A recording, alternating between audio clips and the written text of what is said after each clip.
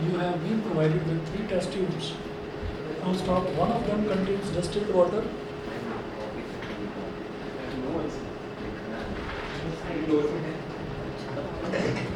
You have been provided with 3 test tubes. Full stop. One of them contains distilled water and the other 2 contains.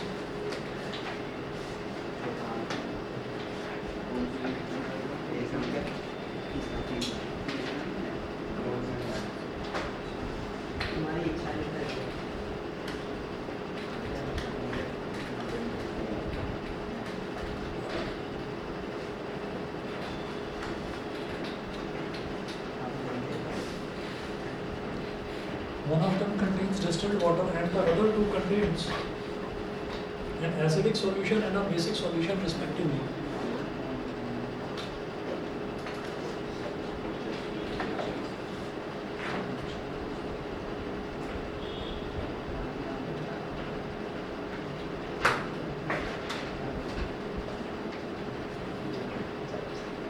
An acidic solution and a basic solution respectively.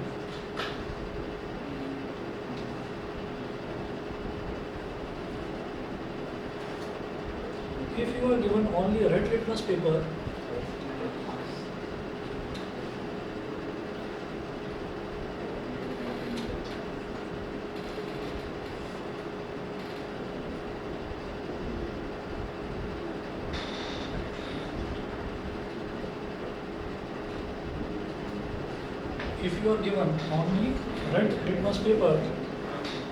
comma, how will you identify the contents of each tube? How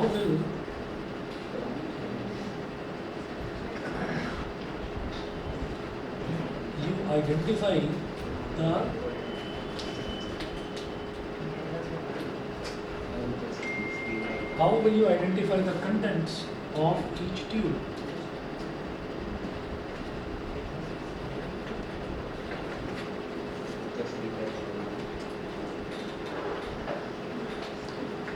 देखिए जी, question है बड़ा आसान है, indicators का ही question है। इसमें दे रखा है you have been provided with 3 test tubes. हमारे पास 3 टेस्ट ट्यूब हैं, जिसमें एक टेस्ट ट्यूब में तो डिस्टिल्ड वाटर है, दूसरी टेस्ट ट्यूब में एक एसिडिक सॉल्यूशन है और तीसरी टेस्ट ट्यूब में एक बेसिक सॉल्यूशन है। तो ये 3 टेस्ट ट्यूब हमको दे रखी हैं। उसके बाद वो बोल रहे हैं अब हमारे पास जो पेपर है वो केवल रेड लिटमस पेपर है, ब्लू लिटमस पेपर नहीं है। तो ब्लू लिटमस पेपर हो तो उसको तो मैं किसी टेस्ट ट्यूब में डालूँ और अगर उसके अंदर एसिड होगा तो वो उसको रेड में कन्वर्ट कर देगा। ठीक है, अब ब्लू लिटमस पेपर नहीं है, सिर्फ रेड लिटमस पेपर हमको दे रखा है, तो एसिड को चेक करने में मुश्किल होगी। If you are given only red litmus paper, how will you identify the contents of each tube? तो इसमें देखिएगा कैसे करेंगे हम।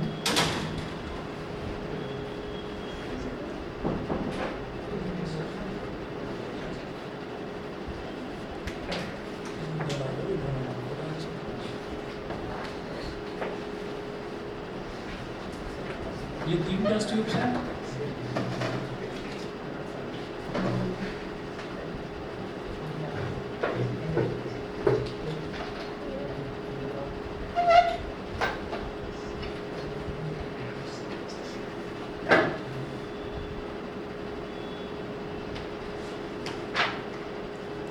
ये 3 टेस्ट ट्यूब है। अब हमें नहीं पता कि किसमें डिस्टिल्ड वाटर है, किसमें एसिड है और किसमें बेस है। हमारे पास रेड लिटमस पेपर है। रेड लिटमस पेपर को पहले मैंने इसके अंदर डिप कर दिया, ठीक है। ये रेड लिटमस पेपर है, इसके अंदर मैंने डिप करा, डिप करके मैंने निकाल कर देखा कि इसका कलर क्या है। तो हमने देखा इसमें कोई कलर चेंज हुआ ही नहीं है, ठीक है। कलर चेंज नहीं हुआ तो इस टेस्ट ट्यूब को अलग रख दिया। क्यों? क्योंकि अब ये क्या हो सकता है, इस वाली टेस्ट ट्यूब के अंदर क्या हो सकता है, इस वाली टेस्ट ट्यूब के अंदर कुछ भी होगा, बेस नहीं होगा। हो सकता है डिस्टिल्ड वाटर हो सकता है एसिड हो। अगर एसिड भी होगा तो अगर मैं रेड लिटमस पेपर एसिड में डिप करूँगा तो कोई कलर चेंज थोड़ी होगा भाई। एसिड में क्या होता है, एसिड में ब्लू का कलर रेड हो जाता है, रेड का कुछ नहीं बिगड़ता, रेड जैसा है वैसे का वैसे ही रहेगा, ठीक है। तो क्या होगा कि इसमें से निकाला, क्योंकि कोई फ़र्क नहीं पड़ा, उसका कलर चेंज नहीं हुआ। फिर मैंने क्या करा, मैंने टेस्ट ट्यूब बी में डाला। टेस्ट ट्यूब बी में जब मैंने इसको डाला तो मैंने देखा कि भाई ये जो है अब इसका यहाँ पर भी कलर चेंज नहीं हुआ, ठीक है। तो चलिए जी, रेड लिटमस पेपर को यहाँ पर डाला तो यहाँ पर भी कलर चेंज नहीं हुआ। तो फिर हमारे दिमाग में आया कि भाई डिस्टिल्ड वाटर होगा या फिर एसिड होगा। बेस तो नहीं हो सकता। अब सी में डाला, सी में जैसे ही हमने रेड लिटमस पेपर को डाला तो रेड लिटमस पेपर रेड से कन्वर्ट होकर इसका कलर ब्लू हो गया। अब इसका कलर ब्लू हो गया। अब इस टेस्ट ट्यूब को निकाल कर मैंने अलग रख दिया कि भाई ब्लू हो गया तो इट कंटेन्स बेस। इसके अंदर जो सॉल्यूशन है वो बेसिक सॉल्यूशन है, ये सबको समझ में आ गया, ठीक है। बेस क्या करता है, रेड लिटमस पेपर को ब्लू कलर में कन्वर्ट कर देता है, उसका कलर ब्लू हो जाता है, ठीक है। जैसे ही मुझे वो थोड़ा सा ब्लू होते हुए दिखाई दिया, मैंने उसको अच्छे से डिप कर दिया कि भाई तो ढंग से ब्लू हो गया, ठीक है। तो वो ढंग से ब्लू हो गया, निकाल दिया। तो अब मेरे पास रेड लिटमस पेपर नहीं बचा, अब मेरे पास कौन सा लिटमस पेपर है, वो ब्लू कलर का हो गया, ठीक है। अब ये जो बची हुई दोनों टेस्ट ट्यूब थी, इसमें मैं क्या करूँगा, एक एक करके डिप करूँगा। जिसमें डिप करके वो ब्लू कलर वापस रेड हो जाए वही एसिड है। एसिड में क्या होता है, ब्लू लिटमस पेपर को वो रेड में कन्वर्ट कर देता है। तो जिसमें भी दो है ना टेस्ट ट्यूब, तो जिसमें भी मैं उसको डिप करूँगा और वो ब्लू लिटमस पेपर रेड हो जाएगा तो मैं बोलूँगा एसिड हो गया। वो एसिड हो गया तो जो टेस्ट ट्यूब बची है उसको आराम से पी सकते हो, पानी फिर भी पंखा मत लेना, ठीक है, समझ गए। तो इसमें बेस हो गया, जो रेड को ब्लू में कन्वर्ट कर देगा उसमें बेस हो गया, बेस को निकाल कर अलग रख दिया। उसके बाद जब ब्लू पेपर मेरे पास आया तो उसको एक बार इसमें डिप करा, देखा ब्लू का ब्लू ही रहा, फिर इसमें डाला तो देखा ब्लू का रेड हो गया। तो इसका मतलब इसमें एसिड है, जो बचा उसमें डिस्टिल्ड वाटर ही है, ठीक है। तो ये है तरीका इसको करने का। अब चाहे तो नोट कर लीजिए, चाहे तो आप देख लीजिए, नोट्स में सारा कुछ स्टेप बाय स्टेप लिखा हुआ है। मैंने ग्रुप पर नोट्स भेज दिए हैं, हाँ मैंने ग्रुप पर भेज दिए नोट्स।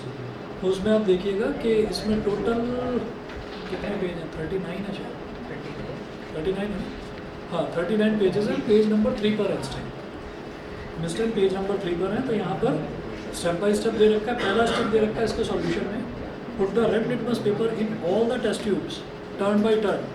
तो आपको पेज नंबर 3 पर बिल्कुल नीचे की तरफ, जिन बच्चों के पास मोबाइल फ़ोन है जो देख सकते हैं वो देख लें, ठीक है।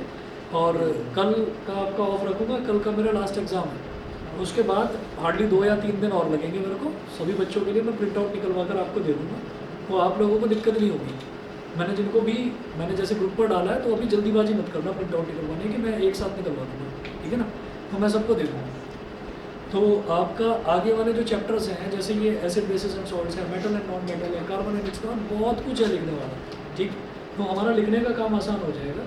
मैं आपको नोट्स दे दूँगा, जो चीज़ नोट करवाने वाली होगी, फॉर एग्जांपल कहीं न्यूमेरिकल्स करने हैं या कोई एक्सपेरिमेंट है जिसको समझकर लिखना है हमको, तो साथ में आप साइंस की एक नोटबुक जरूर लेकर आया करेंगे, ठीक। उसमें आप जो चीज़ मैं बताऊँगा वो आप लिख लेंगे, बाकी छोड़ दीजिएगा। तो देखिएगा इसमें स्टेप बाय स्टेप लिखा है। पहला स्टेप है, put the red litmus paper in all the test tubes turn by turn. The solution which turns red litmus to blue will be a basic solution.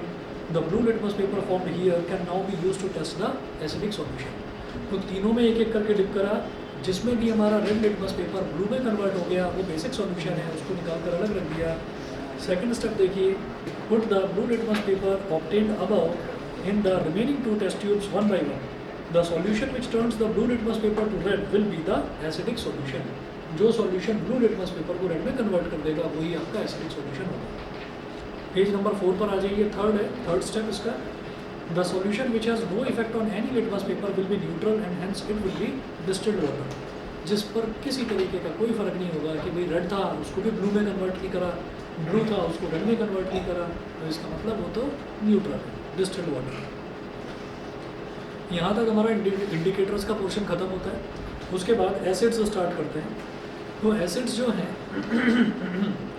Acids को जब सबसे पहले acids के बारे में पढ़ा गया ना, तो एसिड की सबसे बेसिक प्रॉपर्टी ये देखी गई कि खट्टा होता है, उनका टेस्ट जो है वो थोड़ा खट्टा होता है। तब तक जो है तब तक मैन मेड एसिड्स आए ही नहीं, ठीक है। जो हम जिन एसिड्स की बात करते हैं ना जो खतरनाक है, वो एसिड कौन से हैं, वो एसिड ये हैं, H2SO4। भगवान ने H2SO4 बनाकर नहीं भेजा, भगवान ने नेचर में क्या दिया है, H दिया है, हाइड्रोजन दिया है, सल्फर दिया है, ऑक्सीजन दिया है। ये हम लोगों की करामात है कि हमने उसको किस तरीके से जोड़कर H2SO4 सल्फ्यूरिक एसिड बना दिया, ठीक है।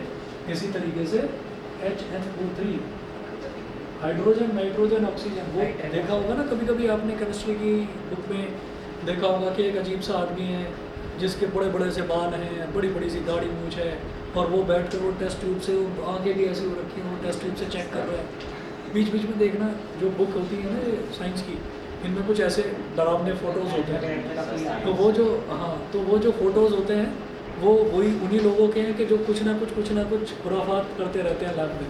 तो उन्होंने बना दिया भाई ये कैसे जैसे ये करता है, ये कुछ मोबाइल में करेगा, क्रांति लेकर आएगा मोबाइल में। नया टिकटॉक बनाओगे? भाई पैसा आएगा। अच्छा, अरे ये बोल रहे हैं। हाँ नहीं वो मैंने सुन लिया, मतलब भावनाएं उसकी थी, जुबान तुम्हारी थी, समझ गए। चलिए उसके बाद देखिएगा, तो ये जितने भी एसिड्स हैं, ये जितने भी एसिड्स हैं, ये सारे के सारे एसिड्स मैन मेड एसिड्स हैं, यानी कि सिंथेटिक एसिड्स हैं, ठीक है।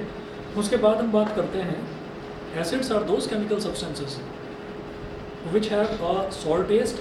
Some of the common fruits such as mango, raw grapes, lemon, orange and tamarind imli are sour in taste due to the presence of acids in them.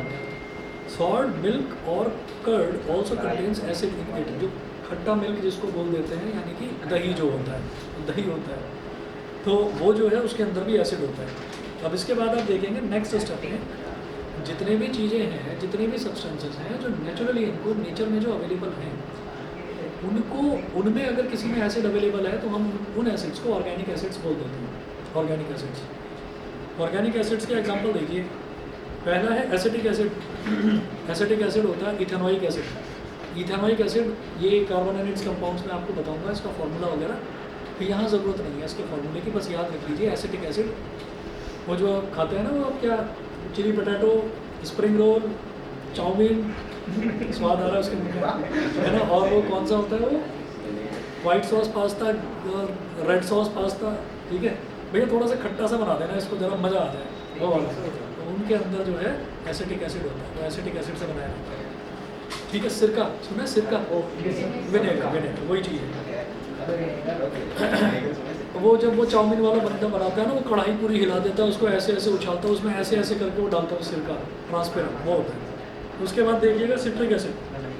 Citric acid found in fruits like lemon and orange. वो जो नींबू होता है, नींबू में और orange में जो होता है वो सिट्रिक एसिड, जिससे एक आंख बंद हो जाती है खाने, ठीक है।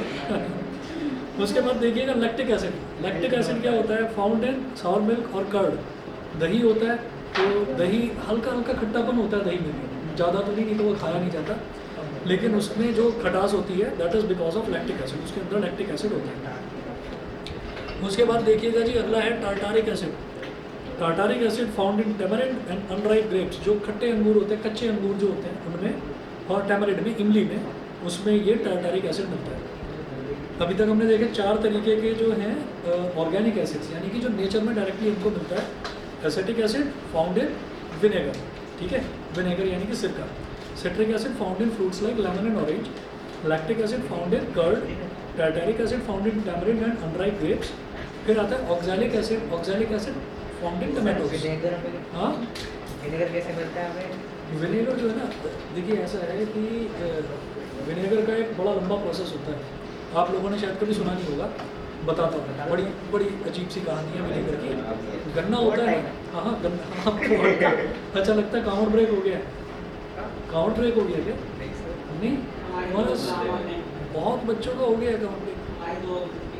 सर हमारा तो परसों ही होता है, एग्जाम है, कोई दिन नहीं काउंट ब्रेक। अच्छा, चलिए ठीक है। तो ऐसा होता है, जो गन्ना होता है ना, गन्ना, अब मैं ये आपको बता रहा हूँ जो नेचुरल वे है बनाने का, फिर जो मार्केट में मिलता है सिंथेटिक में वो भी बताऊँगा। जो गन्ना होता है, गन्ने का रस निकाला जाता है, शुगर केन जूस, ठीक है, गन्ने का रस निकालते हैं। उस रस को निकाल के एक मटकी होती है, जो मिट्टी की बनी हुई मटकी होती है, वो स्टील वाली नहीं, मिट्टी वाली मटकी होती है, वो उसके अंदर उसको डाल देते हैं। डालने के बाद एक लेदर का कपड़ा, लेदर का जो मतलब पूरा वो होता है, कवर होता है उसके ऊपर, हाँ लेदर की एक लेयर होती है, उसको उसका जो माउथ है उस पर ढककर और उसको पूरी अच्छे तरीके से बंद कर देते हैं। बंद करने के बाद में, बंद करने से पहले उसके अंदर क्या करते हैं कि एक आयरन होता है, आयरन की छोटी सी रॉड भी डाल देते हैं उसके अंदर, ठीक, वो डाल देते हैं उसके अंदर। वो डालने के बाद में उसको मिट्टी के अंदर दबा दिया जाता है, एक बोरी में बंद करके उसको मिट्टी के अंदर दबा दिया जाता है, और 1 साल बाद निकालते हैं उसको। जब 1 साल बाद निकालते हैं तो निकालने वाला आदमी उसको खोल करना और खुद दूर को हट जाता है, उसके अंदर से गैस निकलती है, एसिड फ्यूम्स निकलते हैं उसके अंदर। अब वो जो एसिड है वो इतना खतरनाक होता है कि जब उसको आप हिलाकर देखेंगे तो आपको उसमें आयरन की रॉड मिलती नहीं है। वो आयरन की रॉड सारी कहाँ गई? आयरन के जितने भी पार्टिकल्स हैं, जो भी आयरन के आयन्स हैं, वो सारे के सारे उस विनेगर के अंदर, उस सिरके के अंदर मिक्स हो जाते हैं।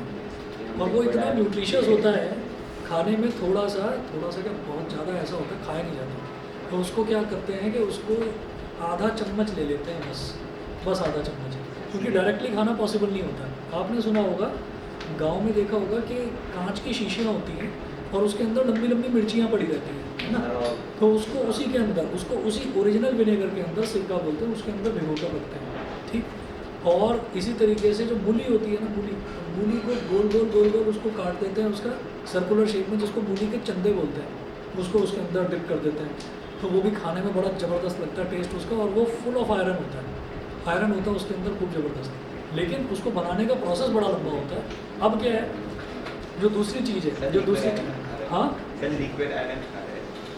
नहीं, तो आयरन तो बॉडी के लिए ज़रूरी होता है, आयरन बॉडी के लिए ज़रूरी होता है, लेकिन ऐसा थोड़ी लोहा खाना वो तो पॉसिबल नहीं है। तो अब फिर क्या हुआ कि ये तो नेचुरली इस तरीके से बनता है, लेकिन सिंथेटिकली कैसे बनता है? जो सिंथेटिकली बनता है उसके अंदर ऑब्वियस सी बात है कि उसके अंदर उतनी न्यूट्रिशियस वैल्यू उसकी नहीं होगी। तो वो कैसे बनता है? उसका एक फॉर्मूला होता है बेटा, ये CH3COOH। तो क्योंकि इस पूरे के अंदर कार्बन, हाइड्रोजन और ऑक्सीजन इन्वॉल्व है, ठीक है। ऑक्सीजन नेचुरली हमको मिलती है, और कार्बन और हाइड्रोजन जिसमें भी इन्वॉल्व होते हैं ना, उन सब कंपाउंड्स को हम ऑर्गेनिक कंपाउंड्स बोलते हैं, ठीक है। सभी कंपाउंड्स को ऑर्गेनिक कंपाउंड्स बोलते हैं। तो ये जो हमको बॉटल्स में जो मिलता है, वो वाला जो विनेगर होता है, जो जनरली ये जो फास्ट फूड बनाने वाले लोग यूज़ करते हैं, ऑब्वियस सी बात है कि वो वाली चीज़ नहीं है जिसके बारे में मैंने आपको बताया। वो तो बहुत महंगा मिलता है, ठीक है। और उसमें भी कई बार क्या होता है कि कोई अगर रिलायबल पर्सन है तभी वो आपको ओरिजिनल देगा, नहीं तो ओरिजिनल मिलता भी नहीं है। लोग बड़ी धांधलेबाजी करते हैं, उसमें कुछ मिक्स कर देंगे, पानी मिला के दे देंगे, लो जी लो, ये 1000 रुपये लीटर है, ऐसे करके दे देंगे। वाकई में उसका रेट इतना ही होता है, 1000 रुपये 1200 रुपये का 1 लीटर मिलता है। क्यों? क्योंकि उसकी देख रेख करनी पड़ती है किसान को। किसान अपने खेत में उसको दबाता है, देखता है कि कहीं ऐसा तो नहीं है कि मतलब ख़राब हो गया या वहाँ पानी चला गया, कीचड़ हो गया, ऐसा कुछ ख़राब, तो उसको देख रेख करनी पड़ती है, इसलिए उसका रेट थोड़ा ज़्यादा होता है। तो अब मैं उसके बाद अगली बात करता हूँ कि फॉर्मिक एसिड की। फॉर्मिक एसिड बड़ा खतरनाक एसिड होता है, हो सकता है आप लोगों ने उसका स्वाद भी चखा हो। Formic acid, methanoic acid found in ant sting and nettle leaf sting. कभी किसी को चींटी ने काटा है? चींटी जो काटती है बड़ी तेज़ी से जलन होती है, चुभन होती है, पैर में काट लेती है कई बार, है ना। तो वो जो काट लेती है चींटी, तो वो क्या करती है, वो आपकी बॉडी के अंदर मिथेनोइक एसिड इंसर्ट कर देती है। अब वो मिथेनोइक इंसर्ट करते हैं, एकदम से इधर काटा, जहाँ भी काटा, एकदम से आप जो है एकदम से इचिंग होती है, आप खुजाते हो, वो हल्का सा सूज भी जाता है, ठीक है। हालांकि उतना खतरनाक नहीं होता, ततैये वाला और वो मधुमक्खी वाला वो अलग चीज़ है, उस पर भी हम उसमें भी मिथेनोइक एसिड ही होता है। हाँ, तो एक में मिथेनोइक एसिड होता है, और जो वेस्प स्टिंग होता है, यानी कि जो ततैया काटता है, ततैया जो काटता है उसके अंदर बेस होता है, उसके अंदर बेस होता है। आप कभी किसी से पूछेंगे तो अगर कोई कहेगा ततैया ने काटा है या मधुमक्खी ने काटा है, अच्छा नहीं ततैया ने काटा है, ततैया ने काटा है, तो बेटा फिर एक काम करो, फिर इसके ऊपर आप जो है पेट्रोल लगा लो, इसके ऊपर आप पेट्रोल लगा लो। वो कहेंगे नहीं मधुमक्खी ने काटा, मधुमक्खी ने काटा तो फिर चूना लगा लो। क्यों? क्योंकि चूना क्या है, वो बेस है। मधुमक्खी ने जो आपको काटा है वो क्या डाल रही है अंदर, वो एसिड डाल रही है अंदर, तो एसिड को न्यूट्रलाइज कौन करेगा? बेस करेगा, है ना। और अगर ततैये ने काटा है तो फिर पेट्रोल अवेलेबल अगर उस टाइम नहीं है तो कोई भी घर में अचार की शीशी रखी हो, उसमें से अचार की खटाई निकाल के लगा लो, फटाफट सूजन नहीं आएगी। उससे होता क्या है कि वो उसके बेस को न्यूट्रलाइज कर देता है। इस चैप्टर में सब कुछ करेंगे, सारे एग्जाम्पल्स करेंगे। तो फॉर्मिक एसिड है, मिथेनोइक एसिड, ये भी ऑर्गेनिक एसिड है। पता है क्यों? क्योंकि अब से पहले वाले जो एसिड्स थे वो सारे के सारे किस में थे? जो ईटिंग आइटम्स हैं, है ना, जो ईटेबल्स हैं। और ये क्या है? ये एंट स्टिंग है। तो चींटियों को हम तो नहीं खाते, चाइनीज़ लोग तो खाते ही हैं ना। तो वो भी आपका जो है वो भी ऑर्गेनिक आइटम में आ गया, यानी कि वो उस चीज़ में आ गया जो कि या तो ह्यूमन बींग्स है या एनिमल्स है और या फिर आपका प्लांट्स है, ठीक है। तो ये सारी चीज़ें जो हैं प्लांट्स से, ह्यूमन बींग्स से, एनिमल्स से या फिर किसी भी ऑर्गेनिज्म से डिराइव है, इसलिए इनको ऑर्गेनिक एसिड बोल देते हैं, ठीक है। अच्छा, it is not harmful to eat और drink substances containing naturally occurring acids in them. तो जितने भी नेचुरली अकरिंग एसिड्स हैं इनको हम खा सकते हैं, इनको खाने में हार्मफुल नहीं होता, इनफैक्ट ये तो कुछ ना कुछ बेनिफिट ही करते हैं बॉडी के लिए। अब आ जाइए जरा खतरनाक वाले एसिड्स पर, ठीक है, जिनको कभी टेस्ट करके चेक नहीं करते, अच्छा खट्टा है तो एसिड है, ठीक है, वो मत करना। The acids prepared from the minerals of the अर्थ। जब किसी ने गलती से खतरनाक ऐसे टेस्ट किया, बस उसको वो टेस्ट सारी जिंदगी याद रहेगा, क्योंकि उसके बाद फिर वो कुछ टेस्ट ही नहीं कर पाएगा। The acids prepared from the minerals of the earth are called mineral acids. तो मिनरल्स ऑफ द अर्थ आप ये देख लीजिए, ये हाइड्रोजन, सल्फर, ऑक्सीजन सब अर्थ के मिनरल्स ही तो हैं, मिलते तो इस धरती पर ही हैं सारी चीज़ें, hydrogen, nitrogen, oxygen, hydrogen, chlorine. तो इन सबको इंसान ने बनाया है। Mineral acids are man made acids. The three most common mineral acids are hydrochloric acid, sulphuric acid and nitric acid. ठीक है, दूर रहते हैं इन चीज़ों से, दूर रहते हैं। जिसने बनाया होगा उनको कैसे पता होगा कि ये खतरनाक एसिड है? अरे उन्होंने करके डाला होगा ना, किसी चीज़ पर डाला होगा, देखा होगा कि जल गया। नहीं, कहीं खुद खा भाई, लिया। अरे आप खुद हाथ डालकर कौन चेक करेगा भाई? ये तो बॉडी में भी होता है। अच्छा, बॉडी के अंदर होता है, लेकिन क्या है कि उसकी पीएच वैल्यू बहुत कम होती है। इनमें सबसे मैन फ्रेंडली एसिड HCl चलो ये जो H2SO4 है खतरनाक है, और इससे तो ना बहुत दूर रहना चाहिए, ये तो सबसे ज़्यादा खतरनाक है। HNO3 nitric acid. Nitric acid ऐसा है कि अगर कोई खड़ा हो उसके पैर कट गया, पैर गायब ही हो जाएगा, पैर गायब ही हो जाएगा सही में। आपने देखा भी होगा, एक फिल्म थी, मैं उसका नाम बोल रहा हूँ, पता नहीं कौन सी फिल्म थी, जिस पर एक आइलैंड पर 6-7 दोस्त फंस जाते हैं। वो हॉलीवुड मूवी थी। उसमें ये दिखाते हैं कि एक इंसान होता है, उस पर लिखा रहता है कि please open this door at your own risk, लिखा रहता है। वो दरवाज़ा खोलता है, तो दरवाजे के बाहर एक पतला सा, दरवाजे के अंदर की साइड एक पतला सा धागा लगा रहता है। जैसे वो दरवाज़ा खोलता है, धागा टूट जाता है, वो एक बॉल से कनेक्टेड होता है, बॉल धीरे से चलती है, आगे बहुत सारे कॉइन्स रखे रहते हैं, वो कॉइन्स गिर जाते हैं, फिर वो जो कॉइन्स हैं वो एक मोटी बॉल को टकराते हैं, वो मोटी बॉल लुढ़कती है, वो लुढ़क कर जाकर गिरती है एक सिलेंडर के ऊपर, और सिलेंडर के नोज़ल पर गिरती है सीधा जाकर, और उस नोज़ल से क्या होता है, उस पर लिखा रहता है कि लिक्विड HNO3, उस पर लिक्विड HNO3 होता है। तो नोज़ल जैसे ही प्रेस होता है तो HNO3 की गैस जो भी एंट्रेंस पर खड़ा हुआ है बंदा, उसके दोनों पैरों पर टकराती है। अब उन्होंने वो सीन कैसे डायरेक्ट करा होगा पता नहीं, वो उसके दोनों पैर एकदम से गायब हो जाते हैं और वो एकदम से गिरता है नीचे ज़मीन पर, और जैसे ही गिरता है तो अब उसकी बॉडी पर डायरेक्ट वो हिट करेगी गैस, तो उसकी पूरी बॉडी जो है वो मतलब गायब ही हो जाता है, ब्लैक कलर का बस वो दिखाई देता है कि खत्म हो गया। तो जब मैंने वो फिल्म देखी थी तो मैंने पूछा था फिर हमारे जो टीचर थे, मैंने कहा ये HNO3 इतना खतरनाक होता है? कह रहे कभी किसी लैब में मिलेगा ही नहीं, कह रहे होता ही नहीं, बहुत खतरनाक ऐसे होता है। तो हम तो पहले इसी को समझ रहे थे कि ये खतरनाक होता है, क्योंकि ये जनरली जो घरों में, कार्स में, स्कूटर्स में जो बैटरी यूज़ होती है उसमें ये यूज़ होता है H2SO4, लेकिन बहुत डाइल्यूटेड होता है, लेकिन फिर भी इससे बचना चाहिए, क्योंकि कहीं पर भी हाथ पैर पर कहीं पर भी लग जाएगा तो वहाँ से जल जाता है। चलिए जी, तो आगे देखिएगा, मैं बताऊँगा, बड़ी ज़बरदस्त फिल्म थी, बताऊँगा देखकर कौन सी थी, कांवर ब्रेक में देखना आप लोग। चलिए जी, concentrated mineral acids are very dangerous. जो कंसनट्रेटेड मिनरल एसिड्स होते हैं, मिनरल एसिड्स समझ लीजिएगा, mineral acids are man made acids, they are dangerous acids, they can burn our hands and clothes.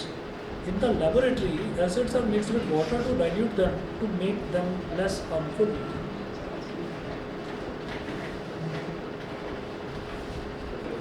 Laboratory में एसिड को, मतलब एसिड में थोड़ा सा पानी मिला दिया जाता है ताकि वो डाइल्यूट हो जाए, ताकि वो खतरनाक हो जाए। फिर पेज नंबर 5 पर देखिएगा, पेज नंबर 5 पर एक कैटेगरी दे रखी है strong acids and week acids. तो स्ट्रॉन्ग एसिड होते हैं और वीक एसिड होते हैं। तो जो स्ट्रॉन्ग एसिड हैं वो कौन से एसिड होते हैं? वो वाले एसिड होते हैं जो ज़्यादा खतरनाक है। वीक एसिड जो थोड़ा कम खतरनाक है, बेचारे कमज़ोर हैं। All the mineral acids are called strong acids. जितने भी मिनरल एसिड्स हैं सब स्ट्रॉन्ग एसिड्स होते हैं, except carbonic acid which is mineral acid but weak acid. एक एसिड होता है कार्बोनिक एसिड। कार्बोनिक एसिड का फॉर्मूला होता है H2CO3।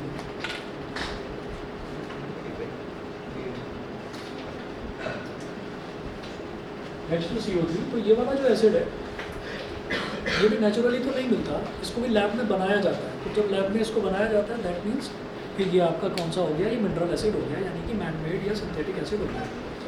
तो जो जितने भी मिनरल एसिड्स हैं वो सारे के सारे क्या होते हैं? वो सारे के सारे स्ट्रॉन्ग एसिड्स होते हैं। तो ये एक एक्सेप्शन है। Chemistry is full of exceptions. एक चीज़ का हम रूल बनाते हैं, उसको तोड़ने के लिए दूसरा जो कंपाउंड है खड़ा हो जाता है, नहीं मैं हूँ, है ना, तो ज़्यादा उठने की जरूरत नहीं है, तो इतना खतरनाक है, मैं भी हूँ, मैं खतरनाक नहीं, मैं थोड़ा अच्छा हूँ। तो ये H2CO3 अच्छा एसिड है। अगला देखिएगा, all the organic acids are called weak acids. तो जितने भी ऑर्गेनिक एसिड्स हैं, जो भी हमने देखा कि भाई ये ईटेबल्स में होते हैं, कोई मिल्क में होता है, कोई कर्ड में होता है, कोई टेमरिंड में होता है, तो ये सारे के सारे जो हैं ये ऑर्गेनिक एसिड्स हैं, ये वीक एसिड्स होते हैं, लेस हार्मफुल होते हैं। फिर देखिएगा concentrated acids and dilute acids, page number 5 पर हूँ मैं नोट्स में। A concentrated acid is one which contains the minimum possible amount of water in it. A dilute acid is one which contains much more water in it. Dilute acid में बहुत ज़्यादा पानी की quantity होती है और जो concentrated acid है उसमें पानी की क्वांटिटी काफ़ी कम होती है, ना के बराबर होती है। उसके बाद आता है how to dilute a concentrated acid. किसी भी कंसनट्रेटेड एसिड को डाइल्यूट कैसे करा जाता है? एसिड को पानी के अंदर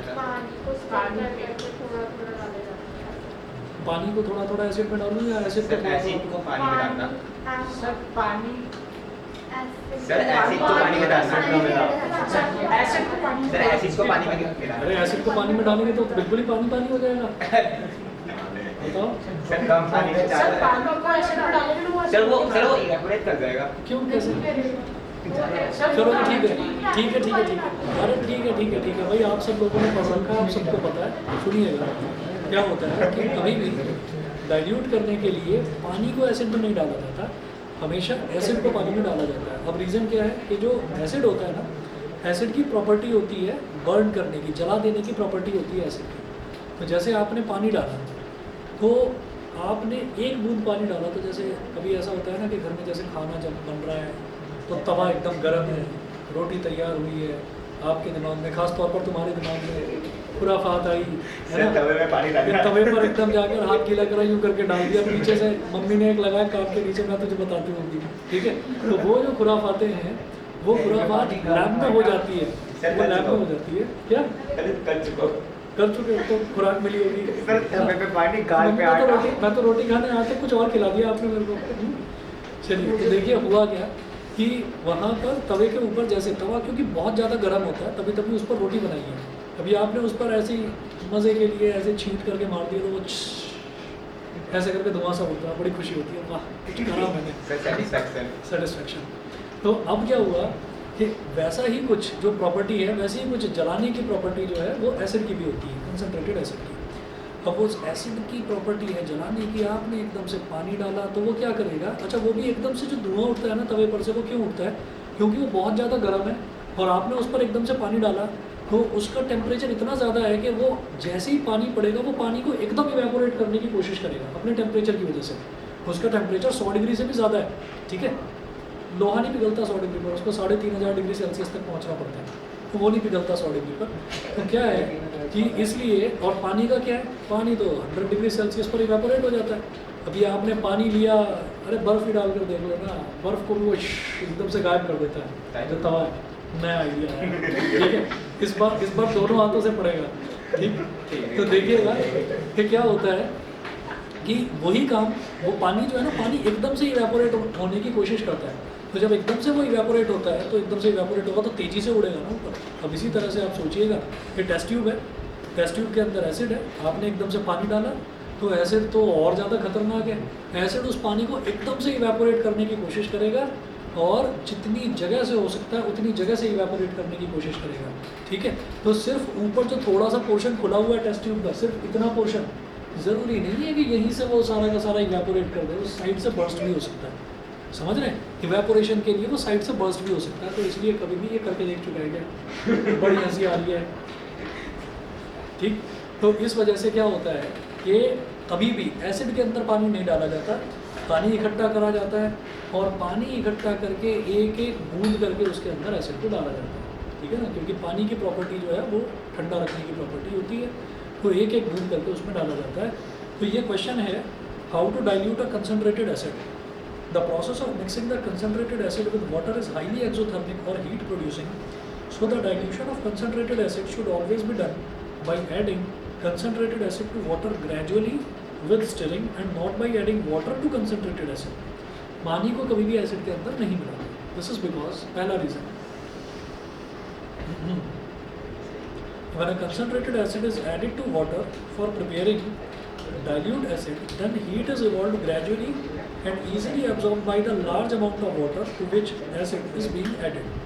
तो जब आप ड्रॉप करके एसिड डाल रहे हैं तो जो हीट प्रोड्यूस हो रही है, एसिड जब कांटेक्ट में आ रहा है, एसिड की प्रॉपर्टी है किसी के भी कांटेक्ट में आएगा आग लगा देगा वो पानी के कांटेक्ट में आया तो पानी में क्या आग लगाएगा, और वैसे भी जरा सा एक बूंद डाला है एसिड, तो जब एक बूंद एसिड डाला है तो उसकी जितनी भी हीट है एसिड की वो पानी धीरे धीरे उसको एब्जॉर्ब कर लेता है।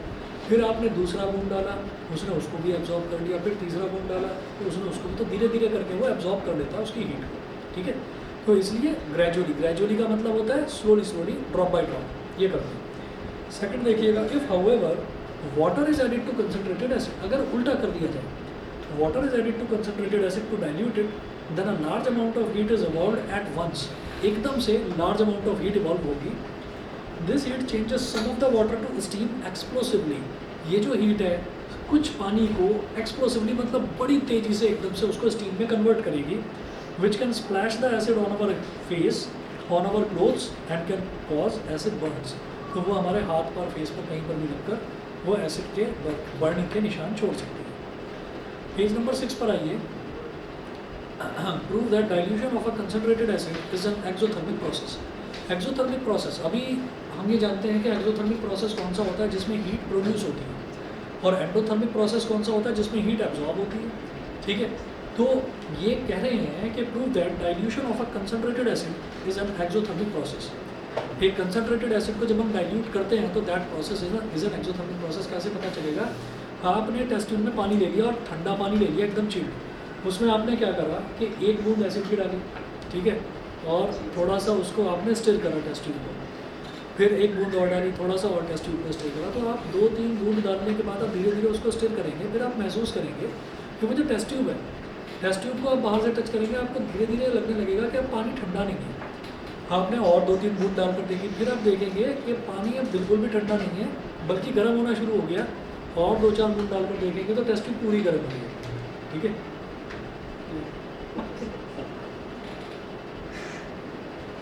सॉरी पढ़ा लो, मैं तो पढ़ाई हूँ। इसके पीछे कौन है, ये है ना सबसे कोने वाला, ये बीच वाला, ये खतरनाक है सबसे।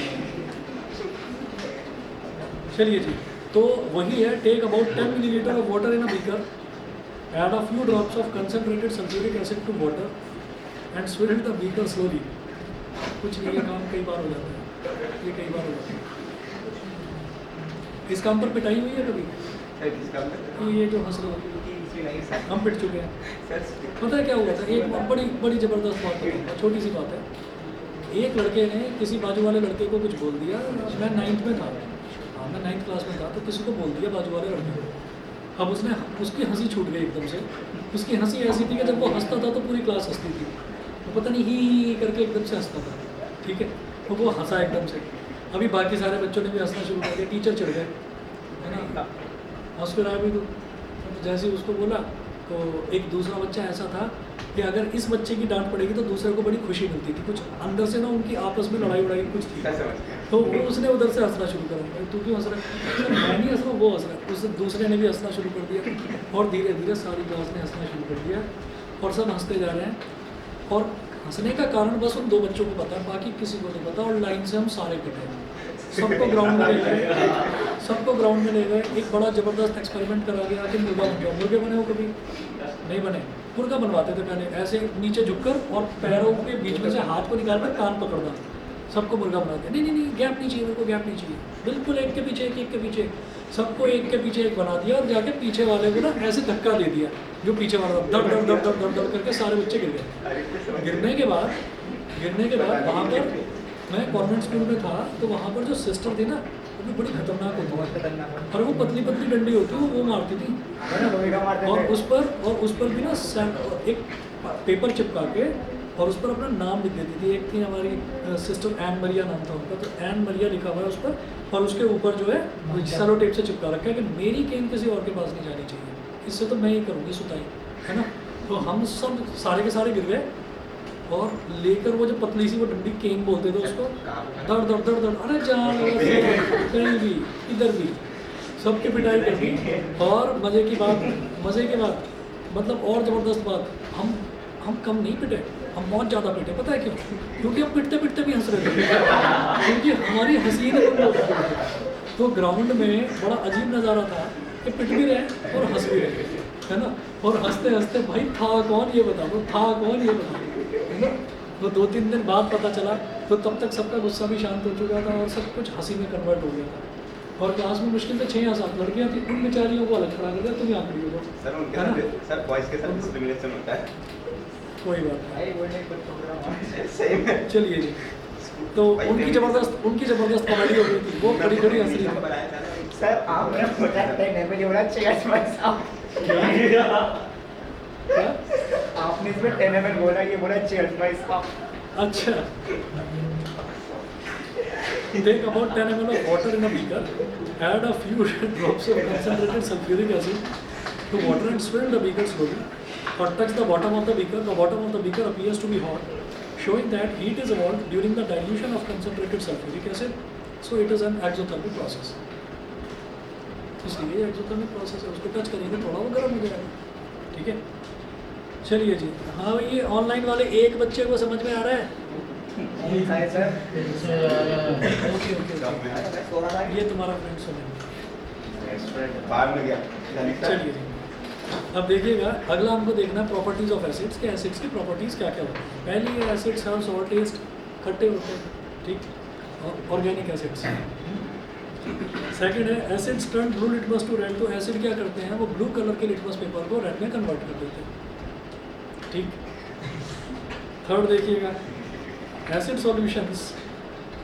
अच्छा, तुम तीनों में हंसी कौन दिलाता है? तुम्हारे को भी बहुत हंसी आती रहती है ना। ये बैठा है, ये तो बेचारा आज शांत बैठा हुआ है, कुछ बात हो गई, इसको डांट वाट पड़ी है, की बात। सर पता है क्या?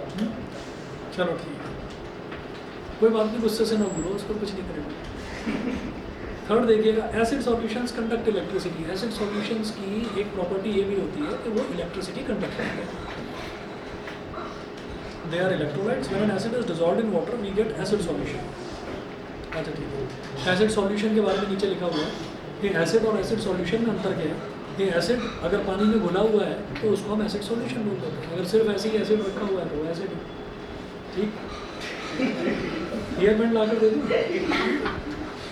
बालों को संवारने में लगा हुआ तुमसे। फोर्थ देखिएगा acids react with metals to form hydrogen gas. Acids जो है वो मेटल्स के साथ रिएक्ट करते हैं और हाइड्रोजन गैस बनते हैं। ये देख लीजिए,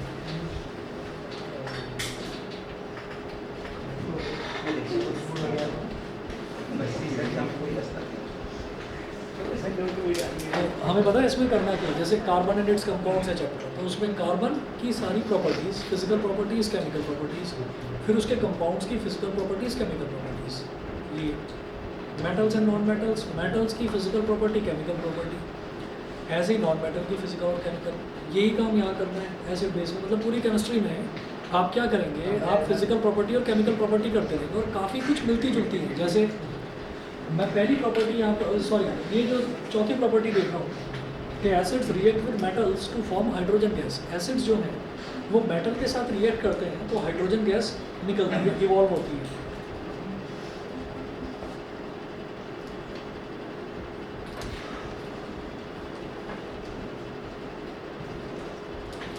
metal plus acid gives salt plus hydrogen gas.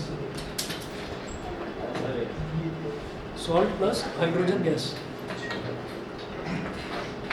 हाँ देखो इंस्टा चला रहा है। किससे कहाँ चला रहा हूँ? बड़ा इंटरनेट से। अच्छा, आपको वो आपके यहाँ सबके यहाँ जैसे आप सब लोग बच्चे पढ़ते हैं स्कूल में, एक वो डायरी तो मिलती होगी, स्टूडेंट की एक डायरी होती है, उस पर टीचर रिमार्क्स वगैरह कुछ लिख सर एक कर। ज़माने में मिलती थी। अब नहीं मिलती। तो मुझे ना, मैंने अभी जो ये इंसिडेंट बताया था ना, इस इंसिडेंट से ही याद आ गया कि उस मतलब जब हमारी सबकी पिटाई हो गई, कपड़े वपड़े सबके गंदे हो गए, फिर उसके बाद जो है फिर एक लिमिट होती है, उस लिमिट के बाद में फिर हमारी हंसी आनी बंद हो गई। तब टीचर को लगा कि अब इनको इनका जो दंड था, जो पनिशमेंट थी वो मिल गई है, अब और ज़्यादा पिटाई नहीं करते। और पिटाई नहीं हुई। अपने हमारे करेंगे। हाँ, तो फिर सबकी डायरी पर भी लिखा सबकी डायरी पर लिखा गया था, और कि मतलब उस पर पूरा डिटेल में लिखा गया था। तो मतलब वो बैठे थे 2-3 टीचर्स, क्योंकि पूरी क्लास की डायरी पर लिखना था ना, और सेम चीज़ लिखनी थी। ये बदतमीज़ हो गए हैं। अब ये तो नहीं लिख सकते ना कि इनकी सोसाइटी बिगड़ गई क्योंकि पूरी क्लास नहीं बदतमीजी करेगी, तो किस किस को करेंगे? कौन सी सोसाइटी बिगड़ गई? पूरी सोसाइटी अपना काम करने वालों में तो दिया तुम भी घर पर कोई बच्चा नहीं बिठा था, क्योंकि सबकी मम्मियों ने देख ली थी कि कपड़ों की क्या हालत है। ये मेरा लाडला स्कूल में अच्छे से पिट के आ रहा है, तो घर पर कुछ नहीं हुआ। काम अच्छे से हुआ है। हाँ, काम अच्छे से हुआ। तो metal plus acid salt plus hydrogen gas. अब ये कैसे पता चलता है? ये पता है, इसका एक बड़ा इंटरेस्टिंग तरीका है। जब भी कभी मेटल में हम एसिड डाल देते हैं, या एसिड है, एसिड में हमने कुछ मेटल के टुकड़े डाल दिए, तो उसके बाद हम क्या करते हैं, मान लीजिए एक छोटा सा कंटेनर है, उस कंटेनर में एसिड है। इसको करा जा सकता है एक्सपेरिमेंट को, पता नहीं स्कूल में कराएंगे या नहीं, फिर भी बताता हूँ, बड़ा बढ़िया एक्सपेरिमेंट है। आपने क्या करा, एक कंटेनर ले लिया, एक फ्लास्क ले लिया, और उसके अंदर रखा हुआ है एसिड, डाइल्यूटेड एसिड है। उसके अंदर क्या करा कि कॉपर या जिंक के कोई छोटे छोटे 2-3 टुकड़े ले आए और डाल दिए। अब क्या होगा कि आप जलती हुई मोमबत्ती लेकर आए, और जलती हुई मोमबत्ती आपने उसके ऊपर ऐसे घुमानी शुरू करी, तो आपको आवाज़ आनी शुरू होगी हवा में ही आपको आवाज़ आनी शुरू होगी, जैसे पॉप साउंड होती है, पॉप साउंड सुनाई देगी। अब उस पॉप साउंड को और ज़्यादा इंटरेस्टिंग बनाने का एक और तरीका है। पॉप साउंड क्या होती है कि जो हाइड्रोजन गैस है ना, hydrogen gas Burns in air with a pop sound, ऐसे आवाज़ आती है, ये वाली आवाज़, ठीक। तो अब क्या होता है कि उसको और ज़्यादा कि नहीं मैं तो समझ नहीं पा रहा कहाँ पर गैस है, ये आवाज़ आ कहाँ से रही है, ये क्या अजीब अजीब हरकतें हो रही हैं एटमॉस्फेयर में, ठीक है। वो एटमॉस्फेयर में अजीब अजीब हरकतें किसकी वजह से हो रही है? कैंडल की वजह से। कैंडल की जो फ्लेम भी होती है ना, वो फ्लेम भी अजीब तरीके से हिलने डुलने लगती है, ठीक है। अब इसको क्या करते हैं, इसको और ज़्यादा इंटरेस्टिंग तरीके से समझने का एक तरीका होता है। आप पेज नंबर 7 पर देखिएगा, हाँ जी, पेज नंबर 7 पर देखिएगा। आपने क्या करा, एक टेस्ट ट्यूब ली, ऐसे, और ये टेस्ट ट्यूब है, टेस्ट ट्यूब का जो माउथ है, आपने माउथ पर कॉर्क लगा दिया, और कॉर्क में छोटा सा आपने स्पेस छोड़ दिया, कुछ इस तरह से कि उसमें से एक डिस्चार्ज ट्यूब निकलती है, ठीक है। केमिस्ट्री की लैंग्वेज में जो ओपन एंडेड पाइप होते हैं, इस तरफ से भी खुला हुआ है, दूसरी तरफ से भी खुला हुआ है, उसको डिस्चार्ज ट्यूब बोल देते हैं, डिस्चार्ज ट्यूब।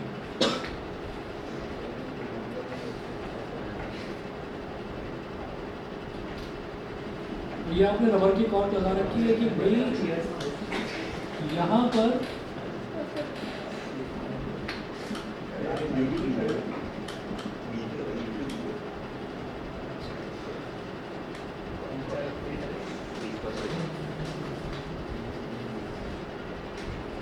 आपने ये 4 टुकड़े डाल दिए जिंक के, जिंक ग्रैन्यूल्स, ठीक है। और ये क्या है, ये डाइल्यूट H2SO4 बोल दो इसको, और यहाँ से ये जो डिस्चार्ज ट्यूब है,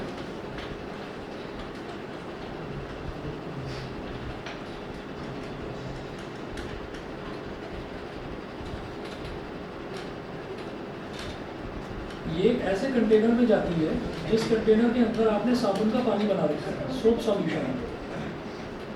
आपने क्या किया, जैसे इसके अंदर पानी डाल के और थोड़ा सा सर्फ एक्सेल वगैरह कुछ डाल के, और आपने उसको स्टिर करके अच्छे से इसमें झाग बना दिया। अब क्या होगा कि यहाँ से क्या होगा, जैसे ये मेटल प्लस एसिड है, तो देख लो इधर क्या कर रहे हो तुम लोग, Zn प्लस H2SO4, ठीक है। ये पहले वाले चैप्टर में हम ये देख कर आए हैं कि जिंक जो है ये ज़्यादा रिएक्टिव है हाइड्रोजन के कंपैरिजन में। तो ये हाइड्रोजन को कहेगा चल बेटा हट जा, मैं आ रहा हूँ यहाँ पर कंपाउंड बनाने के लिए। ये क्या करेगा, ये ZnSO4 प्लस H2 पर एरो लगा रहा हूँ क्योंकि ये गैस होती है हाइड्रोजन। तो ZnSO4 कैसे बना शायद आप समझ गए होंगे। जिंक की वैलेंसी होती है 2+, हाइड्रोजन की वैलेंसी 1+, SO4 की वैलेंसी 2 माइनस, तो इसकी वैलेंसी 2 Zn के साथ आ जाएगी, इसकी वैलेंसी 2 SO4 के साथ आ जाएगी, तो 2 से 2 कैंसिल आउट हो जाएगा, तो इट बिकम्स ZnSO4। कैसे बेटा, ये ऐसे हो जाएगा, क्रॉस ओवर वैलेंसीज बोलते हैं। ये जिंक जो है हाइड्रोजन से ज़्यादा रिएक्टिव है, हाइड्रोजन को डिस्प्लेस करा और सल्फेट के साथ आ गया, तो सल्फेट की वैलेंसी 2 है, उसको भी लिख दिया इसके साथ,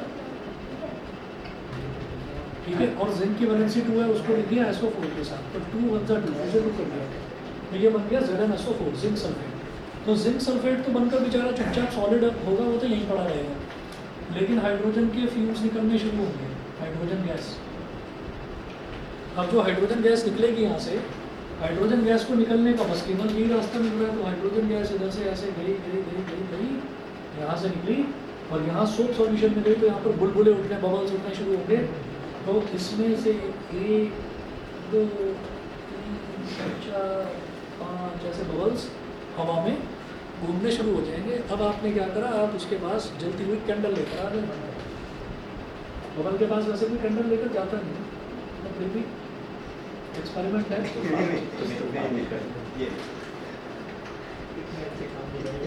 तो कैंडल लेकर चले गए, तो ये जो बबल है ना, पॉप साउंड तो होगी, बड़ा एक्सप्लोसिवली चलेगा, मतलब नुकसान नहीं करेगा, ऐसा नहीं कि आपको कोई चोट वोट हो जाए, लेकिन स्पार्किंग होगी, ऐसे स्पार्किंग भी होगी और पॉप साउंड भी होगी। तो इससे प्रैक्टिकली प्रूव हो जाएगा, कि ये जो बबल था, इस बबल के अंदर हाइड्रोजन गैस भरी हुई थी और वो हाइड्रोजन गैस पॉप साउंड के साथ फूट कर बाहर निकली, ठीक है ना। वो कैंडल के साथ ये एक्सपेरिमेंट करा जाता है। Hydrogen gas Burns with a pop sound making a little explosion. Little explosion होता है, मतलब वो ऐसा एक्सप्लोजन होता है कि वो देखकर मतलब थोड़ा सा ऐसी फन हो जाता है, हाँ, सेटिस्फेक्शन कि हाँ हमने कुछ किया, हाँ वही, ठीक है। बता दो भाई, सुमन क्लियर है?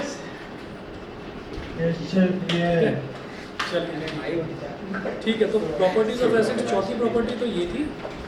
उसके बाद जो इसकी प्रॉपर्टीज हैं, प्रॉपर्टी नंबर 5 से केमिकल प्रॉपर्टीज स्टार्ट करें, अगली क्लास में कराता हूँ।